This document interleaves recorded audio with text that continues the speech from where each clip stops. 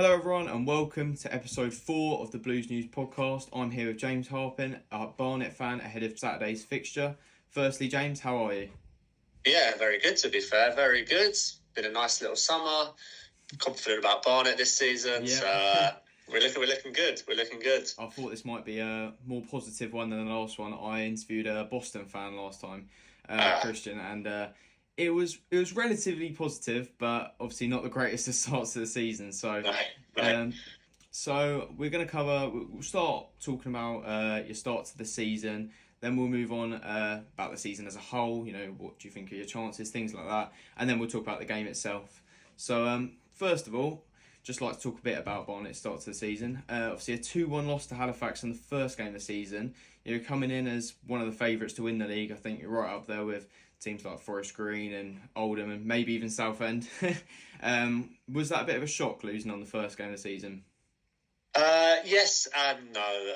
Obviously, we kept a lot of our players from last season, which obviously is very good and very positive, given that we've had loads of offers for some of our players. But we did have a lot of new players come in as well, and that does take time to gel. Yeah. And the other thing is, you're playing Halifax away, who obviously over the last couple of years have a great record at home. They're defensively very sound, and they're playing against a team like us who like to dominate the ball. They sat in really well. They sat in quite deep, so we sort of just popped the ball around without really going anywhere. I think we had 75% of the ball, but had about 2 shots all game. Yeah. So it was disappointing, but I mean, that's like people were getting frustrated at the time. It's first game of the season. Like, if there's one game you want to lose, it's that one.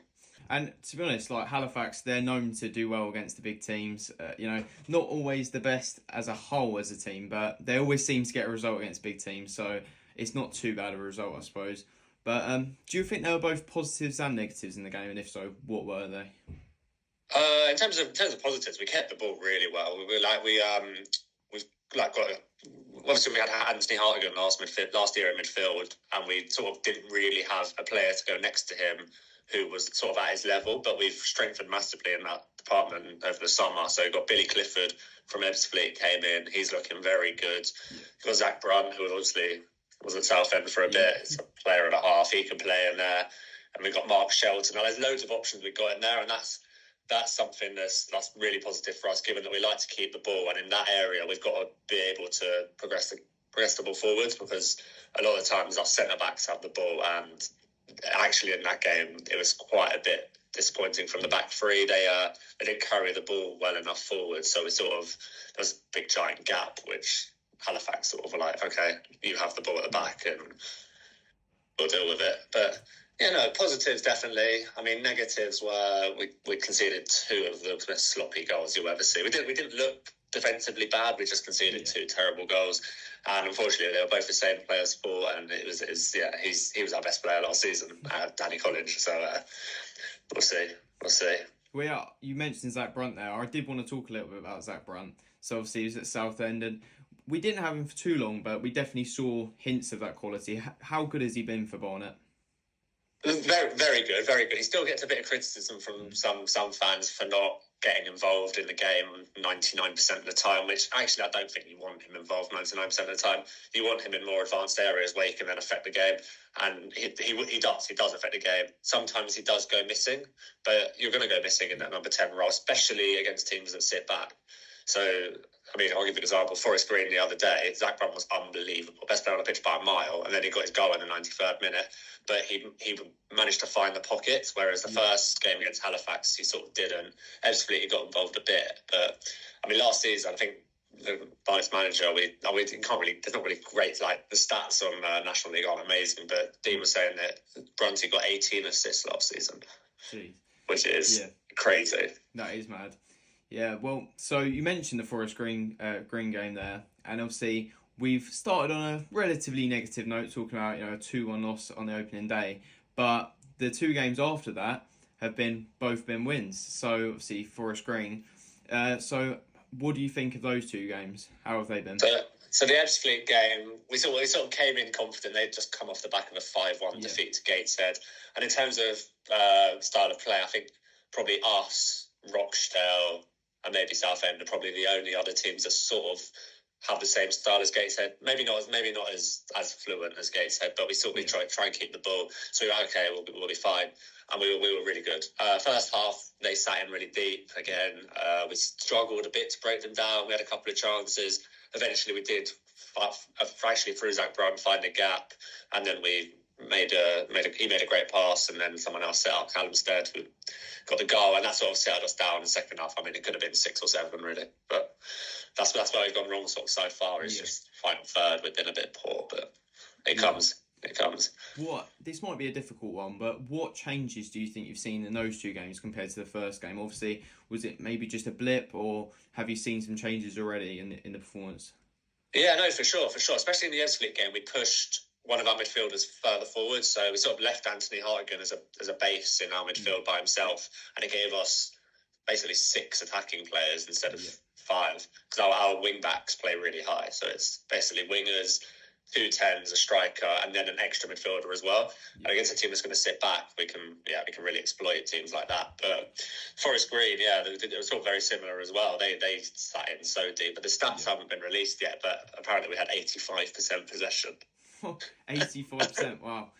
Well, with Ebbsfleet, to be honest, I think I've got this one quite wrong, because in my predictions at the start of the season, I had them as my dark horse, and I thought they were going to do quite well. And obviously, it's a long season, so things definitely could change. But 3 games in now, I think they've lost all 3, so it's not looking great.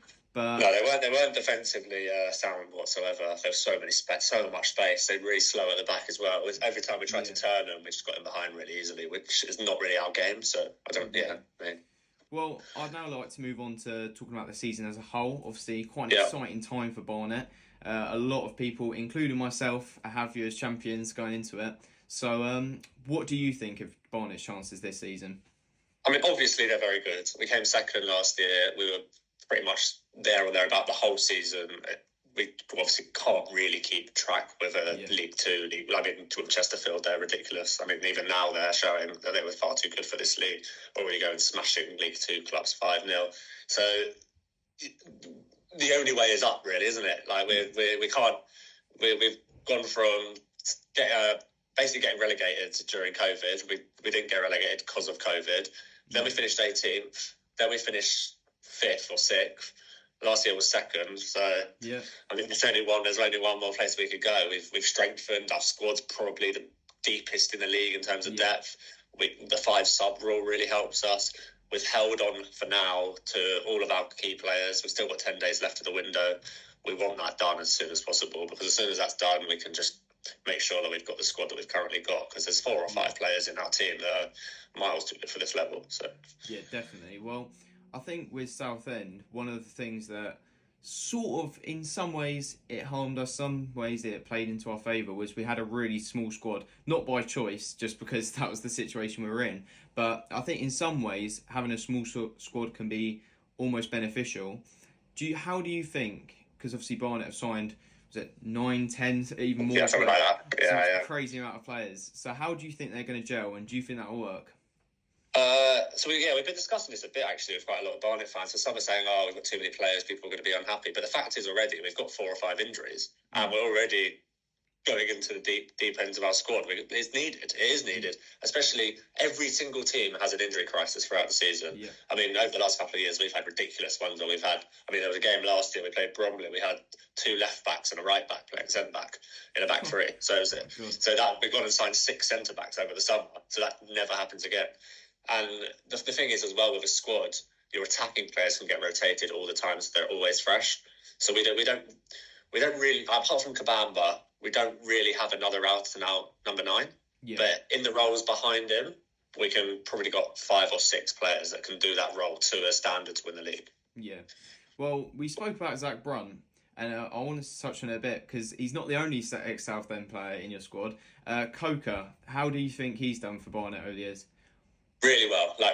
He gets a bit of criticism because he's not your flair player. Obviously, with wing backs, you want your pacey, skillful players. And we've got that on the other side with whoever plays there, whether it's Idris Khan or Reece or Johnson. But Coker, you're never going to get a 2 out of 10 from him, which is, I like that. For me, it's like your perfect player, always going to get a 6 or a 7. He actually scored. He scored our first goal of the season against against Halifax. Yeah, but I don't think he scored in about 4 years before that. He's got a great delivery. Yes, he's not the best looking on the eye when he plays because he's not going to go taking on men, but he's clever in his passing, he's clever in his decision making, and defensively he's pretty sound. I'd now like to talk a little bit about, obviously, it's a Southend podcast, so I wanted to hear, it's always interesting to hear somebody who's not a Southend fan, because obviously when I talk to Southend fans, it's kind of like, we all have our views of Southend and things, but it's interesting to hear somebody who isn't a Southend fan speak, because there's not that bias. So what do you think of Southend's chances this season? So I did a little prediction. I think I had Southend second, and my reasoning was with they Barnet don't first? have this with us first. Yeah, they don't have the squad that we've got in terms of depth. Yeah, you might still. I thought once the takeover was done, you'd go and sign 10, 12 players, but that's not been done yet. But it might still happen.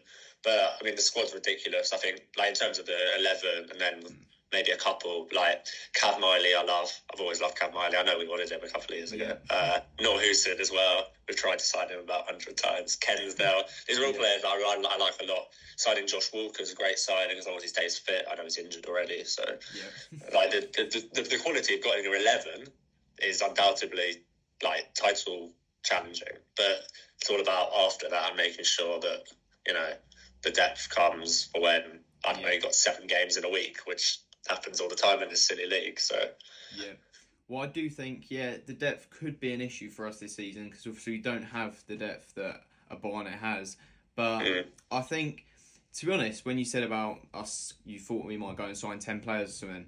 I as a Southend fan, I'm not sure that was the plan, because, to be honest, as much as we wanted to improve that depth, it has always been about, we have this tight-knit group of players and they work so well together that really it was only about bringing 4 or 5, 6, something like that in to just... We don't really need... Our 11 is good enough to get to League 2, there's no question, but it's just about bringing in a bit of depth. So now I'd like to move on to talking about the game itself. So what Barnet players should we be looking out for on Saturday? Oh, good question. So Callum Stead scored 2 against 𝗝𝗺𝗏 and was really good the other night. So he's had loads of EFL offers over this summer. He scored 15 goals for us last year in his first season in full-time football. The problem is he's going to be playing as a 9 from what I'm hearing, because Kabamba's been is 50-50. So we don't know if Kabamba's going to be fit. Anthony Hartigan, his base fan midfield, completed the most passes in the league last season out of any player by about 40%. So it's ridiculous. He's, for me, the best midfielder in the league. Obviously Brunty as well, but I mean, I don't need to talk about Brunty. He's like star boy, like so good. Who else? We got sort of quality all through our team. 𝗔𝗥 𝗛𝗏 on the wing. People like he's really flary, but his final ball lets him down too much. But you'll watch him as an opposition fan and go, oh, we need to worry about him. And every single team we play against go, oh, their number 11's so good. But he then never gets a goal or an assist. So it's so frustrating as a Barnet fan, because he is so good, but his final ball was poor. Who else is worth watching at the moment? Well, to be honest, we haven't really faced any shots on goal. So we've got a new keeper in Nick Hayes, who we signed from Ipswich. We've hardly faced any shots on our goal, but his distribution is a joke. So every time we get the ball back to him and we need to go long, he finds his man, and that's something that I think Southend need to worry about as well. And I think it'll be a massive asset for us, actually. Well, you mentioned Nick Hayes. I don't know if you know this, but he actually played for Southend last season, I believe it was. And he played a few games for us on loan. But when he went back, even though we have Colin, who, nobody's getting in over Colin, but it was a time where we needed a goalie to come in because Colin was injured and things. So... And he was just brilliant. And when he went back, it was gutting. But we understood, because obviously a keeper that good can't really be second choice or back. Yeah, for sure. But I don't know if you knew that. But no, I didn't know. I don't know why I didn't know. That's terrible. Yeah, Nick Hayes played for Southend. Yeah. He's quality. He looks quality from what we've seen. We've literally, I think Halifax scored with their only 2 shots. 𝗝𝗺𝗏 scored a penalty with their only shot in the 95th minute, and Forest Green didn't have a shot on target the other night. So. Wow. So I've got a few more things to talk about. One of them is probably my favourite thing to talk about of the whole episode, because when I interviewed the Boston fan before, Christian, it was a really interesting one then. because we talk about, star players and a lot of the things, we might have heard of these players and things. But one thing that, I'm not sure Southend fans may not know about Barnet is your style of play and how you play. So how do you think, well, firstly, what is Barnet's style of play? And then, I guess, how will it line up with Southend's and how will that make for an interesting game on Saturday? Yeah, in terms of how we play, from what I've seen at Southend, we play very, very similar. So we play three at the back, we play with wing backs, we play with two in midfield. I think Southend play with three in midfield. But we utilise 𝗝𝗺𝗏𝗀 as a base. So we'll move the ball around, give it to 𝗝𝗺𝗏𝗀 and he'll pick a pass. Yeah. And if he doesn't, then we play with two 10s who will get in the half spaces and pick up the ball and drive it goal. We like to get the ball into feet. We'd hardly ever go long. I mean, in the first game in Halifax, we had 76%. 𝗝𝗺𝗏𝗀 we had 60-something%. And then, I think Forest Green, we had over 80% possession with possession-based side. But at the same time, those three all sat back against us. This is the first game of the season where the team's not going to sit back. It's going to be a proper boxing match. I think it's going to be punch for punch. Yeah. I mean, it's interesting for us because we haven't had to face a team yet that's going to come out. So we don't know what it's going to be like. That's the interesting thing for me about this game. Well, I think there's one more thing to ask, and it's always an interesting one.